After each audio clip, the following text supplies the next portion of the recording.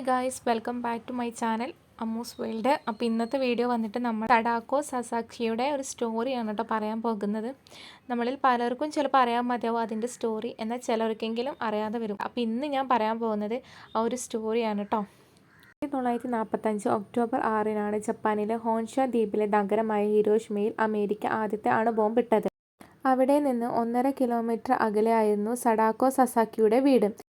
വീട്ടിൽ കിടന്നുറങ്ങുകയായിരുന്ന സഡാക്കോ ജനാലയിൽ കൂടെ പുറത്തേക്ക് തെറിച്ചു വീണു.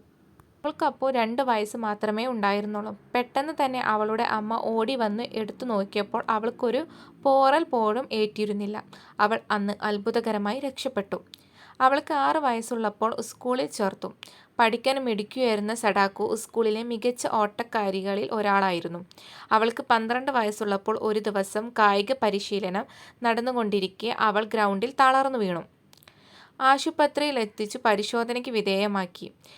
കഴുത്തിലും 2 ചെവികളിലും സൈഡിലുമുള്ള നിറവ്യത്യാസം ശ്രദ്ധിച്ച ഡോക്ടർ വിദഗ്ധ പരിശോധന നടത്തി അണുവികാരമുള്ള ലൂക്കീമിയ ആണെന്ന് സ്ഥിരീകരിച്ചു. അസുഖം മൂർച്ഛിച്ചു അവൾ ആശുപത്രി കിടക്കയിൽ എത്തിച്ചു. അപ്പോഴാണ് അവളുടെ ഒരു കൂട്ടുകാരി കടലാസ് കൊണ്ട് കൊക്കിനെ ഉണ്ടാക്കാൻ പഠിപ്പിച്ചത്. കടലാസ് കൊണ്ട് 1000 കൊക്കുകളെ ഉണ്ടാക്കിയാൽ ഏത് ആഗ്രഹവും സാധിക്കുമെന്നൊരു വിശ്വാസം ജപ്പാനിൽ പ്രചാരത്തിൽ ഉണ്ടായിരുന്നു. അത് പ്രകാരം അവൾ അവളുടെ അസുഖം മാറാനായി കടുത്ത വേദനയ്ക്കിടയിലും ആശുപത്രി കിടക്കയിൽ ഇരുന്ന് കടലാസ് കൊക്കുകളെ ഉണ്ടാക്കി.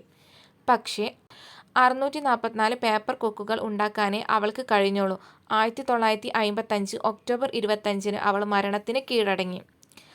പിന്നീട് അവളുടെ സുഹൃത്തുക്കൾ ചേർന്ന് ബാക്കി 356 കൊക്കുകൾ കൂടി ഉണ്ടാക്കി 1000 കൊക്കുകൾ അവളോടൊപ്പം അടക്കം ചെയ്തു. അവളുടെ ഓർമ്മയ്ക്കായി ഹിരോഷിമ ശാന്തി സ്മാരക പാർക്കിൽ കയ്യിൽ സ്വർണ്ണ കൊക്കുമായി നിൽക്കുന്ന സഡാക്കോ പ്രതിമ സ്ഥാപിച്ചു. This is our cry, this is our prayer, peace in the world പ്രതിമയുടെ താഴെ ആലേഖനം ചെയ്തിട്ടുണ്ട്. പിന്നീട് സഡാക്കോയും ഒറിഗാമി കൊക്കുകളും ലോക സമാധാനത്തിൻ്റെ പ്രതീകമായാണ് ലോകമെങ്ങും അറിയപ്പെടുന്നത്.